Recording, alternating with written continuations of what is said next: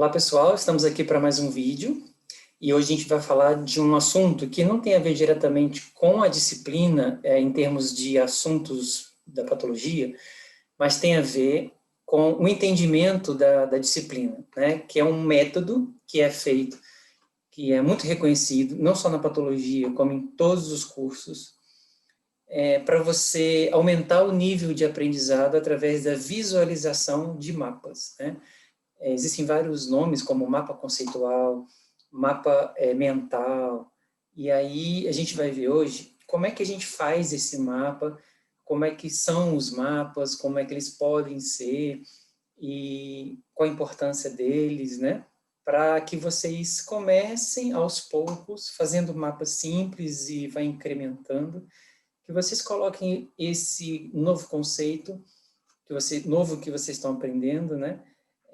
Na prática do estudo de vocês, não só na patologia, como em todas as disciplinas que vocês cursarem, né? Porque isso é muito importante, isso é muito didático e é muito bom que vocês possam aprender isso de maneira a ajudar vocês na disciplina, né? Então, o nome é mapa conceitual justamente porque ele é um mapa que vai conceituar alguns princípios e também mental porque ele vai sugar da sua mente aquilo que realmente precisa em termos de conhecimento, né? Então, só para dar um exemplo, quando você quer ir em determinado local, como por exemplo essa foto está demonstrando, e desse ponto vermelho até o outro ponto vermelho, existem várias maneiras de você ir. Se uma pessoa ela descreve o caminho em forma de texto, primeiro você sai da rua tal, vira a segunda à esquerda, aí você segue uma avenida tal, vira à direita na outra avenida, vai seguindo, fala em forma de texto. Se a pessoa fala isso em forma de texto, fica muito difícil de você assimilar o verdadeiro caminho, né? E aí, antigamente, que não tinha GPS na minha época, que eu aprendi a dirigir, não tinha GPS, né? Não tinha nem internet, abafo casa. Então, na minha época, não tinha nem internet, quanto mais GPS, a gente saía perguntando para as pessoas na rua, onde que fica tal lugar?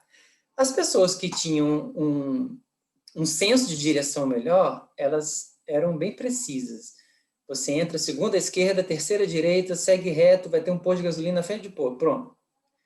As pessoas que não tinham muito senso de direção, você segue, aí você vai, aí, né? Não falava nem esquerda e direita. Aí, o que aconteceu? Com o GPS, você tasca no GPS e você vai ver visualmente o caminho, de forma que você vai seguindo um mapa, né, que você vai ter visualmente, de maneira bastante fácil e didática, o caminho, de forma que dessa maneira é extremamente difícil você errar, né, porque existe uma visão paralela àquilo ali do que você está vivendo. Então, o mapa, ele substitui o texto, porque ele tem uma fácil visão, é fácil você encontrar o caminho, e é muito melhor do que o texto, né? Então, pensando nisso, se a gente for ver na patologia, você pega o livro, tem um texto, se você transformar esse texto num mapa, acontece isso, depois isso, depois isso, depois isso, né? Como se fosse aqui, você vai entender esse contexto de uma maneira muito mais fácil, né, de maneira visual, de uma maneira mais didática, e é isso que a gente quer.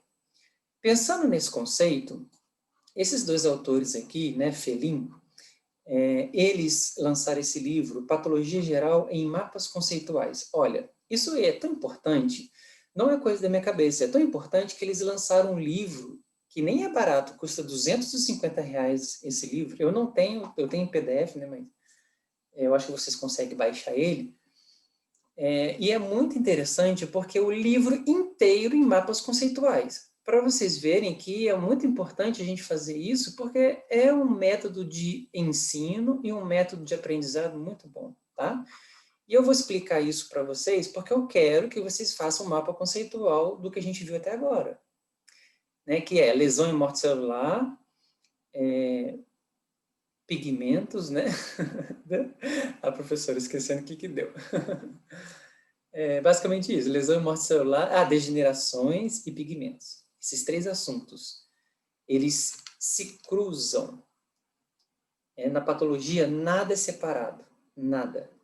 Se eu quiser fazer uma questão na prova, uma questão envolvendo todos os assuntos que eu dei, eu posso, né? Porque na patologia é assim, e vocês vão se acostumando. Na clínica é assim, lá nas disciplinas profissionalizantes vão ser assim, tá? Principalmente na clínica, você vai ter que juntar as informações para chegar no diagnóstico, né?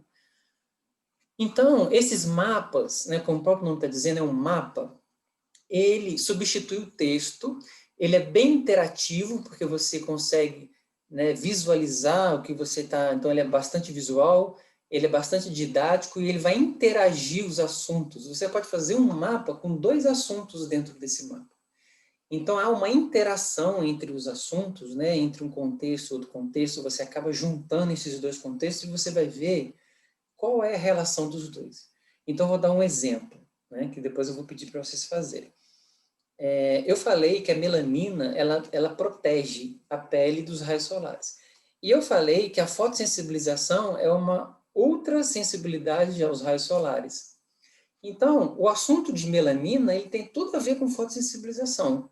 Então, você faz um mapa da melanina, você faz um mapa da fotossensibilização, e depois você une os 2 para ver a interação que eles têm. E isso é muito importante, né? Não só na patologia, mas em todas as disciplinas que vocês vão fazer daqui para frente. Vocês fazerem mapas conceituais, porque o mapa conceitual ele vai falar só daquilo ali e dar os conceitos. E o mapa mental ele vai juntar e vai fazer a interação entre esses temas, o que um tem a ver com o outro, e aí é muito legal, porque isso, se você fizer corretamente, isso vai facilitar o seu estudo, inclusive, né? Então, fazer um mapa conceitual é muito bom, porque você aprende, e depois que você fez, se estiver certo, você estuda pelo mapa conceitual, que você vai ter um método eficaz e bastante interessante de aprendizado, tá bom? Bom, então aqui um exemplo de um mapa conceitual, bem básico, dando um exemplo, por exemplo, da anatomia, né? Um mapa conceitual sobre respiração. Então, geralmente, ele tem um título, você pode até colocar aqui, né, mapa conceitual, assunto, respiração. Então, a respiração. Aí você vai seguindo. Repare que tem uns que têm setas indicando o caminho, né, para a esquerda, para a direita, e tem outros que não têm seta, que é só comunicação entre um e outro, certo? Então, geralmente, um mapa conceitual, ele pode ser os mais simples, eles podem ter um único caminho. Observa, ó, vem daqui, aí passa para cá, passa para cá, passa para cá, passa para cá, e aqui chegou, divide em 2. Aqui é um único caminho, né? Esse é o mapa conceitual mais simples que a gente pode fazer. Então, o que a gente observa no mapa conceitual? Primeira coisa, não tem texto, tá? Então, se você for fazer texto no mapa conceitual, você perde o objetivo do mapa conceitual, que é justamente transformar em texto em palavras em um resumo. Então, você observa que não tem texto, tem palavras. Essa é a primeira coisa. A segunda coisa é que tem palavras destacadas e tem palavras que não estão destacadas. As palavras destacadas, elas são as partes fundamentais desse quebra-cabeça, né? E as outras, elas podem estar no meio da seta indicando o que acontece nesse caminho. Então, por exemplo, a respiração. Qual a relação da respiração com o nariz? É porque a respiração começa pelo nariz. Então, aqui, você formou uma frase, mas de forma visual. E isso torna mais didático o seu aprendizado, certo? No nariz, tem pelos que protegem e filtram o ar, né? E ainda, passa para o ar, né? Passa na faringe, vai para a laringe, entra na traqueia chega nos brônquios, os brônquios vai para os pulmões, aqui seria bronquíolos, né? Pulmões, onde vai ter a troca de oxigênio e sai o gás carbônico. Aqui, o pulmão ele faz as 2 funções, então ele dividiu aqui. Isso aqui é um mapa conceitual muito simples, ele serve para você ver o caminho da respiração, né? Entretanto, eu posso fazer esse mesmo mapa conceitual, esse mesmo mapa, com o mesmo assunto, de maneira diferente. Então, olha aqui. Aqui já teve uma interação maior entre os componentes. Olha que interessante. Respiração. Passa pelas vias aéreas até chegar ao pulmão. Essa respiração pode ser celular ou pulmonar. No pulmonar, ocorre a troca de gases, oxigênio e CO2, que ocorre no pulmão, e voltou para cá.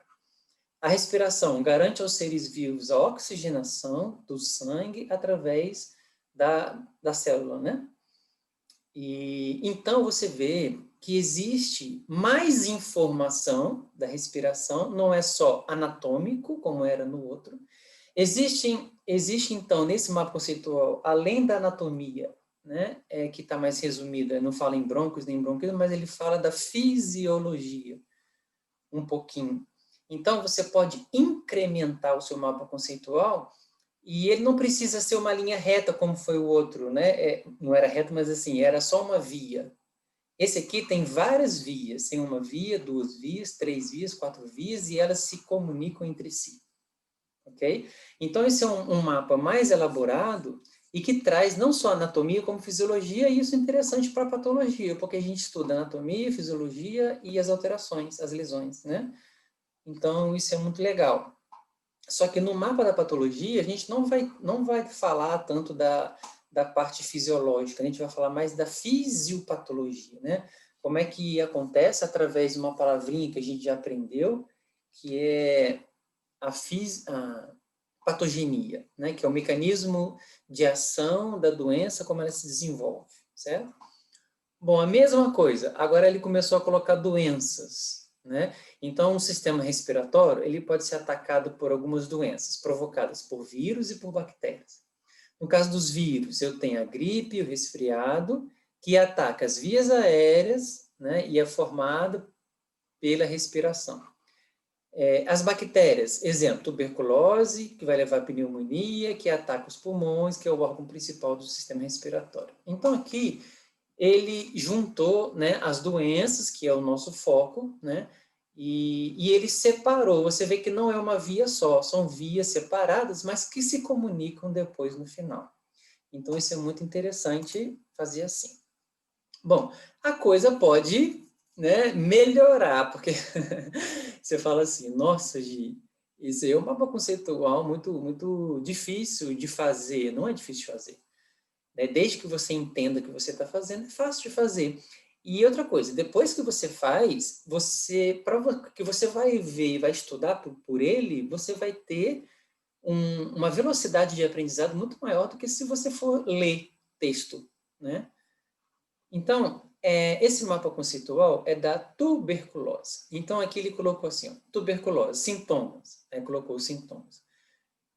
Alterações no sistema respiratório. Vias aéreas inferiores, aí colocou traqueia, o que acontece na traqueia. Brônquios, o que acontece no brônquios, e pulmão, o que acontece no pulmão. Você vê que, apesar dele ser grande, ele apenas divide, né, as setas para um lado e para o outro. Mas que ele não comunica as informações entre elas. Não existe comunicação entre as informações. Ela é apenas um divisor. Então, vai colocando, divide para cá, divide para lá, divide aqui, divide ali, né? De modo que quando você olha assim, você tem uma ideia bem interessante do que é a tuberculose. Aqui já é diferente. Ele divide também, divide para cá, divide para cá, divide aqui, divide ali, só que ele comunica entre as colunas, há uma comunicação. E isso é bastante interessante, tá? É aí que mora a parte legal da coisa. Porque patologia é interação. Então, eu vou dar um exemplo. A última aula foi de fotossensibilização. Só que eu falei uma coisa, necrose de células, que eu dei na primeira aula, que foi de lesão e morte celular, né? Eu falei na fotossensibilização sobre radicais livres, que eu falei na primeira aula de lesão e morte celular. Então, vocês estão vendo que a primeira aula comunicou com a última. E no meio desse caminho, eu falei da bilirrubina, que é um dos problemas hepáticos, e eu falei da fotossensibilização, que é hepático também. Então, tanto a bilirrubina quanto a fosforilação é hepático. O que as duas têm a ver? Porque as duas têm a ver com o fígado. Então, se você colocar um mapa conceitual do fígado e dele partir icterícia, aí vem pré-hepático, pós-hepático, hepática, aí vem fotossensibilização, e o que tem a ver? Comunicando, vocês estão vendo aqui, ó, essa coluna do meio com a coluna da direita. Então, eles se comunicam, olha, setinha para cá, setinha para lá. E, então, isso é muito interessante, você fazer essa interação, tá? Porque patologia é assim. As minhas provas, elas são assim, né? Nunca vou pedir um assunto, pode pedir, claro, um assunto específico, mas geralmente eu vou interligar esses assuntos, né? Eu disse que a anemia leva à deficiência de oxigênio, que leva à degeneração hidrópica. Só que a anemia, essa deficiência de oxigênio, pode levar a outros problemas também. Então, qual é a relação da anemia com esses problemas? Então, faz um mapa conceitual sobre isso. Estão entendendo como é? Então, é muito interessante, parece difícil, mas quando você consegue, e consegue estudar por isso, isso se torna muito legal. Bom, outra coisa que o mapa conceitual é muito legal e que na patologia é muito importante e muito interessante são os desenhos. Aqui eu coloquei apenas uma ilustração. Os desenhos, ele chama a atenção da gente dos aspectos macro e dos aspectos micro. Então, por exemplo, se eu estou falando de icterícia, eu vou desenhar um cachorrinho e pintar ele de amarelo. Aí eu vou lembrar, quando eu bater o olho nesse cachorro amarelo, eu vou lembrar que icterícia é que deixa amarelo, certo? Se eu estou falando, por exemplo, de uma embebição pela bile, que é verde, então eu vou desenhar o fígado, vou desenhar a vesícula, vou desenhar o intestino e o intestino verde da bile, né? E isso é muito interessante para aspectos microscópicos. Então, a gente viu que na lipidose hepática, por exemplo, os hepatócitos eles ficam com gotículas, né, de lipídios dentro, e elas são redondinhas. Então, você vai e desenha o hepatócito com a gordura dentro. O núcleo deslocado para a periferia, você faz o desenho. De modo que, quando você for olhar para esse mapa conceitual, você de cara já vai lembrar qual é o aspecto microscópico, né, da lipidose, e isso vai gravar porque você está lidando com imagens, né, que você mesmo fez. Então, isso é muito bom, tá? Então, sempre que vocês puderem, colocarem desenhos. Agora, cuidado para não poluir. Olha o meu outro exemplo aqui, esse. Muito poluído, tá? Muito colorido, muito cheio de informação. Isso não é legal, porque acaba tornando confuso, né? Então, pode fazer desenho, é interessante, mas cuidado para não tornar muito colorido, a não ser que essas cores tenham a ver com a doença. Se fica mais vermelho, põe um vermelhão, se fica verde, põe um verde, e assim sucessivamente. Por exemplo, cianose, aí desenha um traço roxo para você lembrar que cianose fica roxo, né? Sangue venoso é roxo, então é interessante. Mas muito poluído, muito desenho, muito colorido, isso acaba confundindo a mente e você perde o objetivo do mapa, tá? E aqui também você fazer, um mapa extenso, que não tem ligação entre as colunas, é só divisão, mas são divisões muito boas, né? E aí, o que aconteceu? Ele pintou de amarelo claro, de abóbora, de azul e de rosa, o que acontece no acidente vascular isquêmico, encefálico, né, que é o antigo AVC, que agora é AVE. Isso aqui é um mapa conceitual do AVC, do antigo AVC, que agora chama AVE. Então, o mapa conceitual do AVE. O que acontece? Eu tenho uma cor laranja, uma cor azul e uma cor amarela, porque são 3 fases diferentes, que acontecem em processos diferentes. Então, é interessante você pintar as fases de uma mesma cor para poder, mentalmente, você visualizar que existem 3 fases diferentes. Se esses balãozinhos eles fossem todos da mesma cor, provavelmente ia ser mais difícil de você identificar qual fase você está tratando, né? Então, pessoal, é isso. Eu espero que vocês tenham entendido um pouco sobre do que se trata. Espero que vocês consigam treinar. E aí o objetivo é vocês fazerem o mapa conceitual de vocês e tirarem as dúvidas com o monitor, tá? Então, assim, pode perguntar para mim? Claro que pode. Porém, eu queria que vocês marcassem com o monitor essa semana e vocês fizessem desses 3 assuntos: lesão e morte celular, degeneração e pigmentos. Ah, tem que fazer de todos? Pessoal, quanto mais vocês fizerem, mais vocês vão aprender, tá? E aí eu vou colocar na tarefa como valendo ponto para essa semana, como parte da nota da prova, alguns mapas conceituais que eu acho que são mais importantes, tá bom? Então vou colocar lá valendo ponto. Pode tirar, no caso da tarefa que vai valer nota, vocês podem tirar dúvida com o monitor, não tem problema. Tá? Podem pesquisar, etc. Só que ele é individual, tá certo, gente? Então, se começar a aparecer muitos mapas iguais, é complicado. É porque vocês viram que tem uma infinidade de possibilidades para fazer. Tá bem? Então é isso. Espero que vocês consigam fazer o mapa de vocês, porque isso é muito importante para vocês aprenderem. E marquem com o monitor, tirem as dúvidas, façam os mapas, tá? O mapa da tarefa, ele não pode ser tirado de dúvida comigo, porque faz parte da avaliação, mas outras dúvidas qualquer a gente pode tirar e no fórum lá de dúvidas, e se vocês quiserem a gente marca uma atividade síncrona para poder conversar sobre a prova, tá bom? Então, boa sorte, bons estudos e até lá.